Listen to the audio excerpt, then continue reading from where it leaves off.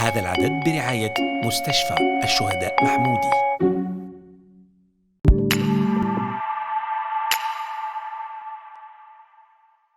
Salam. Dans notre programme Healthy Healthy, nous nous intéressons aujourd'hui à la modernisation du système de santé et le suivi du malade à l'hôpital. نهتم اليوم بتحديث نظام العلاج ومراقبة المريض في المستشفيات. Un malade, lorsqu'il arrive à l'hôpital, il a tout simplement besoin d'être bien pris en charge, rapidement pris en charge. Cette notion de célérité est donc très importante. Par la suite, il a besoin d'être diagnostiqué après avoir passé les examens qu'il faut, les examens les plus indispensables. Puis arrive la prise en charge proprement dit avec la qualité de soins et les traitements adéquats. عندما يصل المريض إلى المستشفى يحتاج إلى عناية جيدة وبسرعة. بعد ذلك يجب تشخيصه بشكل صحيح بعد اجتياز الفحوصات اللازمة، أهم الامتحانات، ثم تأتي جودة الرعاية والعلاجات المناسبة. مرحبا dans Healthy Healthy.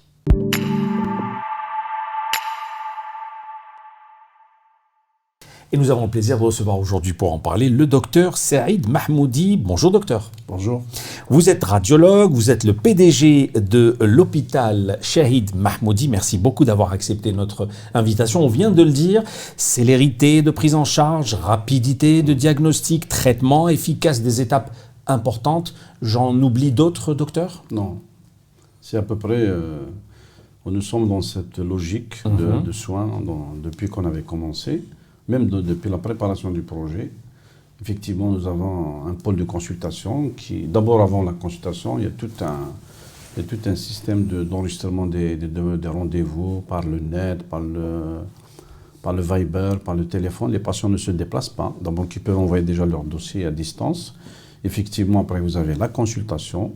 Une fois la consultation effectuée, on va vers le diagnostic, soit par l'imagerie, soit la biologie. La biopsie. Donc toute cette partie-là est très importante dans le début de la prise en charge d'un patient parce que si on ne fait pas de diagnostic, on ne peut pas traiter. Très bien. Donc le diagnostic est essentiel dans la prise en charge de toutes les maladies, pas uniquement le cancer ou autre chose, même en cardiologie. Et on va essayer bien sûr de revenir pour chacune de ces étapes. Alors lorsqu'on parle de manière globale d'une bonne prise en charge, docteur, du malade, on parle de management hospitalier. Que veut-on dire par cette notion ? L'hôpital est une véritable entreprise. Il n'est pas occupé seulement par des médecins ou des infirmiers. Il y a toute une équipe d'informaticiens, de physiciens, de personnel du juridique, des ressources humaines, de la restauration. Donc la prise en charge du malade, elle est vraiment multimodale. Si vous voulez. On ne peut pas dire aux patients de venir comme ça. Donc il faut avoir une bonne literie, une bonne restauration, un bon hôpital bien entretenu, on entretient tout, l'hygiène aussi, désinfecter quand il faut, tout ça c'est... Et surtout, l'empathie et le bon accueil du patient, c'est très important parce que quand on va à l'hôpital, généralement on est en détresse, donc on a besoin d'un soutien. D'un sourire déjà. D'un sourire et du bon accueil. C'est très important. Nous, de toute façon, on le vit depuis quelques années déjà. On sent que les gens sont contents. Nous avons même instauré des petites boîtes dans nos services où les gens mettaient leur avis en sortant. Et cette boîte, il n'y a que nous qui avons accès à cette boîte. Donc nous recueillons toutes les félicitations. Une sorte de carnet de doléances. Exactement, les doléances et même les félicitations. Telle infirmière a été bonne, telle équipe de garde est bonne. Donc c'est à partir de là comment on fait une évaluation quotidienne, si vous voulez, de notre situation. On ne peut pas être parfait dès le début, mais il faut s'améliorer. Et généralement, les gens nous le disent. Hein. Le peuple n'est pas dupe, attention. Les patients, on ne peut pas les tromper. On peut peut-être le faire une fois, mais pas deux fois, mais pas trois fois. Puisqu'ils reviennent systématiquement. Alors, vous parlez justement d'un système d'information lorsque vous parlez des gestion hospitalière. Que veut-on dire par un système d'information? Est-ce que c'est un logiciel qui gère tout? Est-ce que simplifiez-nous la compréhension? Voilà. Le système d'information aujourd'hui dans la médecine moderne est très important. C'est-à-dire que le patient, quand il arrive, donc on lui donne déjà un identifiant, on enregistre son nom, avec sa carte d'identité pour qu'il n'y ait pas d'homonyme. On lui fait un dossier patient. Dossier patient qui va de tous les renseignements sur le patient. Et ce dossier est gardé à l'hôpital dans la base de données. Donc à chaque fois qu'il revient, on n'a pas besoin On sait déjà pourquoi il est venu la dernière fois, quels sont les traitements qu'il a Il y a une suivis. traçabilité. Exactement. On a même des situations familiales. Quand vous mettez un nom, il y a toute la famille qui ressort. Donc on peut même travailler sur ces... Donc c'est ça. Après le dossier patient, effectivement, on enregistre tous les examens qui ont été faits, la consultation, le rapport de la consultation, c'est la première, les examens demandés. Après les résultats des examens, on fait tout circule dans le réseau. On ne veut pas aller en anapathie ou en biologie pour rechercher les résultats, on les retrouve dans le dossier. Donc ça facilite la vie. Même si ce n'est pas le même service. Si par exemple c'est un malade qui est admis dans tel service, il revient 2 ans plus tard pour un autre service. Si c'est à l'intérieur de l'hôpital, nous avons tout l'historique de la maladie du patient. D'accord. Et c'est ça qui est important. Et même pour faire les statistiques, pour la gestion, pour les occupations, pour les maladies, il est très facile. D'ailleurs, cette base a été déjà mise à la disposition des services d'épidémiologie du CHU, qui ont fait un travail sur l'incidence de certaines pathologies. C'est très important. Et aujourd'hui, nous n'utilisons plus le papier à l'intérieur de l'hôpital. Ce qu'on appelle un smart management. Exact. Vous faites une prescription, c'est une prescription informatisée. Vous envoyez une ordonnance à la pharmacie par un intranet. On ne se déplace pas à la pharmacie. Et la pharmacie envoie le médicament pour le patient. Donc ça évite quand même toutes les fuites. C'est une façon de gérer. On a même une gestion par ordinateur de tout l'hôpital. C'est-à-dire que vous avez une porte qui grince ou une ampoule qui s'est grillée dans une chambre, on n'a pas besoin de se déplacer. On va sur le PC, on met chambre telle, la lumière ne fonctionne pas. Et l'équipe, et même en tant que direction, on sait que ça veut dire que la demande a été faite tel jour, est-ce qu'il y a une célérité dans la prise en charge ou pas. Donc c'est toute une gestion effectivement informatisée, tout est informatisé, tout. D'accord, très bien. Là, on parle de l'accueil du malade. Maintenant, on va arriver au diagnostic, docteur Mahmoudi. Les examens avant le diagnostic, comment doit-on déterminer tel ou tel examen? Vous allez me dire que ce n'est pas tous les examens qui doivent être effectués. Non. Certains sont utiles, d'autres non. Exactement. Justement, la médecine a besoin d'éthique. C'est très important. On demande les examens qu'il faut demander et avec argumentation. Quand un patient vient aux urgences, il peut repartir avec une simple ordonnance, sans lui faire quoi que ce soit. Ni bilan, ni scanner, ni rien du tout. Parce qu'il ne nécessite exactement. pas. Et ça fait partie des économies aussi, parce que quand on utilise un scanner, on utilise de l'argent. Donc, mais par contre, quand on a besoin d'un scanner, on doit le faire. De toute façon, avec toujours le consentement du patient. On ne peut rien faire sans le consentement du malade. C'est très important, ou de ceux qui l'accompagnent. Donc, il y a toute une... Mais aujourd'hui, je ne vois pas comment une structure peut fonctionner si on n'a pas un pôle de diagnostic. Le pôle de diagnostic, c'est-à-dire qu'il faut avoir de bons imageurs, des gens qui savent bien lire les radios, les IRM, les scans. Il faut avoir aussi un bon service de biologie qui peut lire toutes les... Parce que généralement, le diagnostic, il est clinique, biologique et radiologique. On a besoin de ces 3 faisceaux pour arriver à un argument. Et aussi, faire la biopsie à tout moment, c'est très important. Et bien sûr, après, vous avez le service d'anatomopathologie. Les pathologies, c'est eux qui ont le dernier mot dans certaines situations. Et l'Algérie, aujourd'hui, doit justement axer la formation sur les pathologistes, les radiologistes et les biologistes.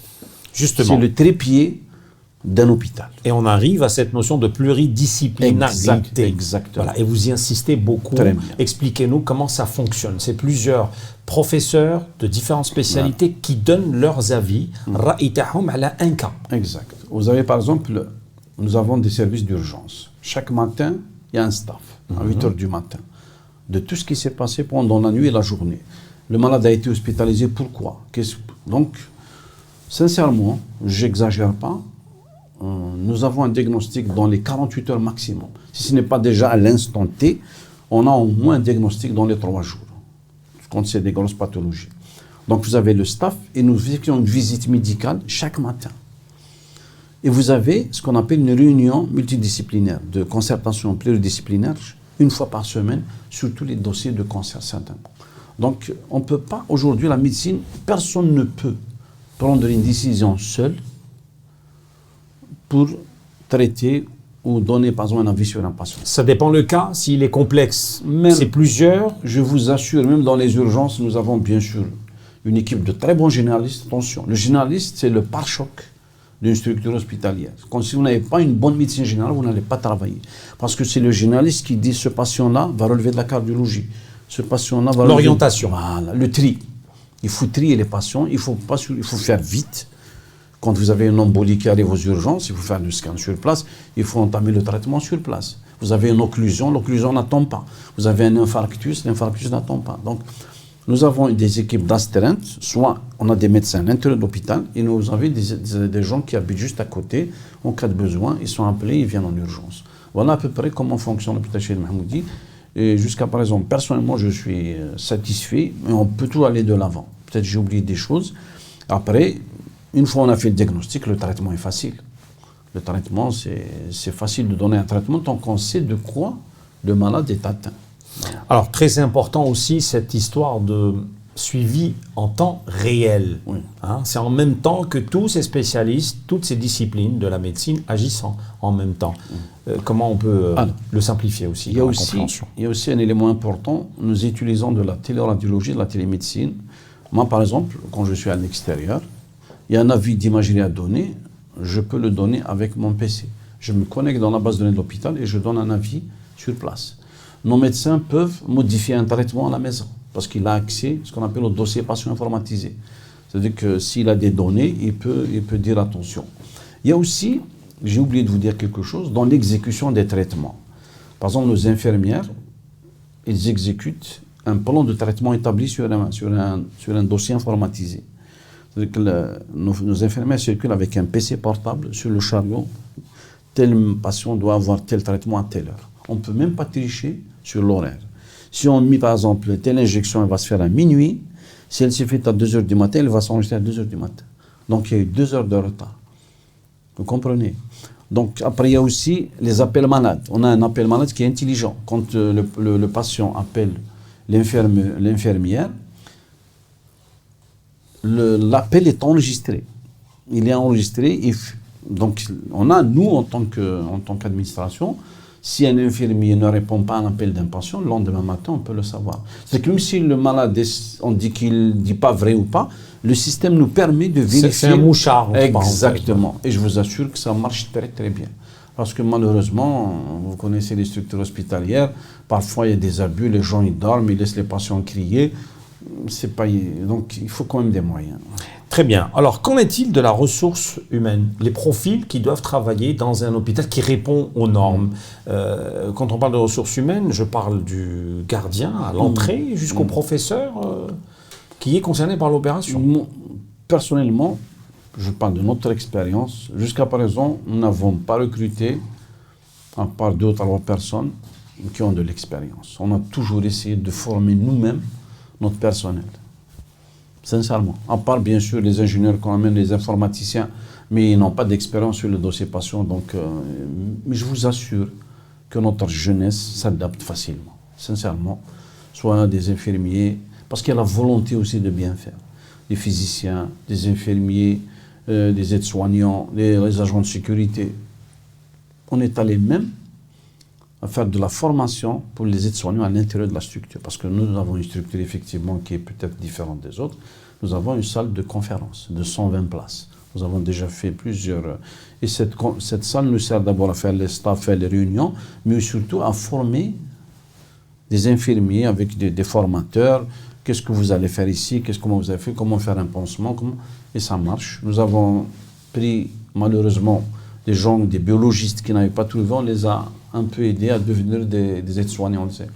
Et donc il y a les professeurs, les professionnels de la santé de manière générale aussi, qui viennent d'horizons divers, de wilayas diverses, pour justement opérer tout type de maladie. Actuellement, pour revenir à notre structure toujours, nous travaillons sur les 58 wilayas. Avant le Covid, nous étions même sur l'Afrique. Je pense qu'on reprendra, mais ce n'est pas facile parce que l'espace aérien nous a handicapés. Mais aujourd'hui, l'hôpital Cheikh Mahmoudi, avec des statistiques, nos patients sont des 58 wilayas du territoire, de toutes les régions. D'ailleurs, 60%, 70% de nos patients ne sont pas de la région. D'accord. En matière de chirurgie, en matière de cancer. Donc, alors, pour ce qui est maintenant des conditions de travail, là aussi, on doit accorder une importance primordiale.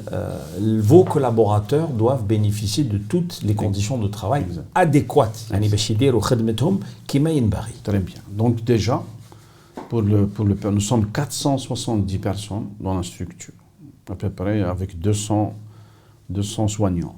Mais tout le reste, les agents, vous avez la lingerie, le restaurant, la sécurité, les physiciens, ceux de la climatisation, les plombiers, tout ce... La maintenance. La maintenance. Mais l'hôpital, c'est un malade qu'il faut surveiller H24. Parce qu'un accident peut arriver à tout moment. Il peut être grippé à n'importe quel moment. Nous avons des incendies qui sont déclarés à minuit 30 dans des armoires électriques. Si vous n'avez pas une bonne équipe, c'est la cata. Donc, on est vigilant. Nous avons, par exemple, 130 caméras de surveillance qui sont H24. Il y a une équipe qui surveille l'hôpital H24. Même ceux qui surveillent sont surveillés. Et j'ai même accès vers ce réseau de l'extérieur. Donc, à n'importe quel moment, je vois est-ce que réellement mon hôpital est en sécurité ou pas. Et il m'est arrivé de licencier des gens qui avaient un casque sur les oreilles, en regardant et négliger les caméras. Donc, il y a une rigueur. Il y a aussi, par exemple, le personnel, il a une tenue propre, avec un nom sur cette tenue. Et la tenue est différente. Quand vous avez un personnel de surface, ceux qui nettoient, ils ont une tenue. Une couleur, une couleur. Les médecins ont une couleur, ainsi de suite. Donc, quand on arrive à l'hôpital, on peut distinguer. Ah, c'est un agent de surface. Quand je dis un agent de surface, c'est ceux qui nettoient j'aime pas le terme de femme de ménage. Ou on les appelle... Technicien de surface. Exactement, c'est eux qui nettoient et c'est grâce à eux que l'hôpital reste propre. C'est très important, les blocs, tout. Et vous avez aussi, pour garder on a mutualisé notre personnel. Ils ont une mutuelle que nous avons mis. Pour vous dire, pour retenir, il faut quand même de la propreté. Il y a aussi la radioprotection. Donc nous sommes avec le Comena. Tous nos personnels qui sont exposés au rayon portent un dosimètre. Et nous avons aussi une médecine du travail. Notre personnel est consulté régulièrement par la médecine du travail du CHU. Donc il y a des avantages. Quand quelqu'un a un décès ou une naissance, il y a un capital qui est donné par la mutuelle. Donc, voilà, c'est ça, toutes les conditions. Exactement. Et aussi les conditions d'hygiène et de sécurité. Alors, il y a aussi la gestion du malade et sa famille sur le plan psychologique. Comment aujourd'hui un hôpital moderne doit procéder justement pour accueillir le malade et son entourage familial, c'est pas facile, effectivement. Surtout culturellement, nous, parfois, on n'est pas serein devant la mort. Il y a des paniques, tout. Effectivement, c'est des situations difficiles à gérer, mais il faut arriver quand même à les gérer. Nous avons un psychologue à l'hôpital. C'est ce que j'allais vous poser comme question. Surtout des cancéreux, mais effectivement, s'il y a lieu d'intervenir dans ces situations. Mais les médecins aussi et le corps infirmier sont généralement capables de gérer des situations de crise, d'hystérie devant les décès des malades. Malheureusement, c'est l'hôpital et les décès sont inévitables. Hein, donc parfois, et les gens perdent un être cher, c'est pas facile de se maîtriser, mais on arrive quand même à faire face à la situation. Voilà. Mais pour le reste, c'est pas facile. C'est-à-dire que nous, quand on perd un malade, on n'est jamais content. Il y a de quoi. Exactement. Alors, on va terminer sur l'aspect équipement. Une structure hospitalière moderne, c'est aussi un équipement moderne. Aujourd'hui, votre structure, on est doté. Et j'aimerais qu'on parle particulièrement du PET scan, vu que la prochaine émission traitera de cet outil. La force de frappe de notre structure, justement, d'abord, comme je vous l'ai dit, c'est le diagnostic. Une fois on a fait le diagnostic, on fait le traitement, mais surtout on fait l'évaluation du traitement. C'est-à-dire quand on traite, par exemple, en chimiothérapie, il faut évaluer ce qu'on a fait. Est-ce qu'on a utilisé la bonne arme ou c'est la mauvaise arme? Justement, c'est là où intervient le PET scan, qui est une imagerie moléculaire. Ça veut dire qu'on ne mesure pas les masses, mais on voit l'activité tumorale à l'intérieur de la masse. Et quand on donne une chimio, au début, la masse ne diminue pas, mais l'activité peut diminuer. Donc, comment on mesure cette activité? C'est avec le PET scan. En fait, après, ils vont vous l'expliquer. Prochainement dans une autre émission. Après, vous avez aussi, bien sûr, le PET scan, vous avez l'IRM, le scanner. C'est un hôpital qui est doté de 2 machines, 2 IRM. Nous avons 2 scanners. Pourquoi on a fait des backups? Quand on donne un rendez-vous à un patient, imagine on a une seule machine. Si le patient a fait 70 km de 200 km, vous lui dites qu'il est en panne. C'est pas. Donc nous, on a 0 panne. Presque.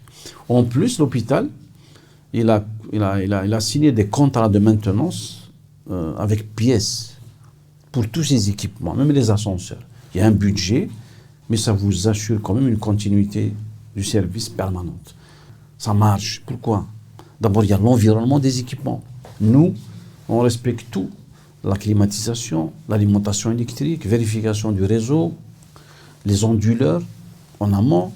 Vous avez aussi la maintenance préventive. Nos machines sont examinées tous les 3 mois. Chaque 3 mois, notre fournisseur vient, on lui donne une journée complète, il vérifie tout.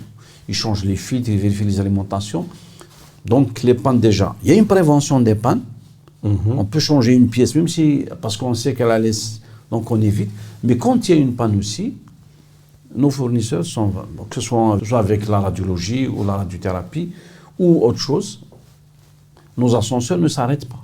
Parce que d'abord, ils sont entretenus pour des raisons de sécurité et l'intervention, elle est très rapide. Très bien. Donc c'est un équipement qu'il faut en effet... La climatisation aussi, maintenir le traitement d'air. Nous avons quand même un hôpital où il fait 22 degrés, même il y a 50 degrés à l'extérieur, vous avez 22 degrés à l'intérieur. C'est comme ça.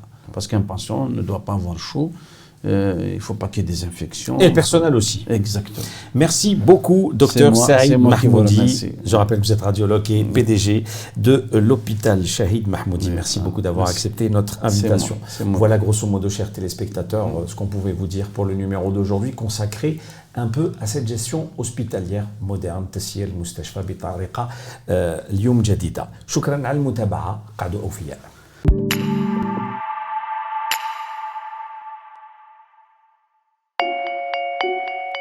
هذا العدد برعاية مستشفى الشهداء محمودي.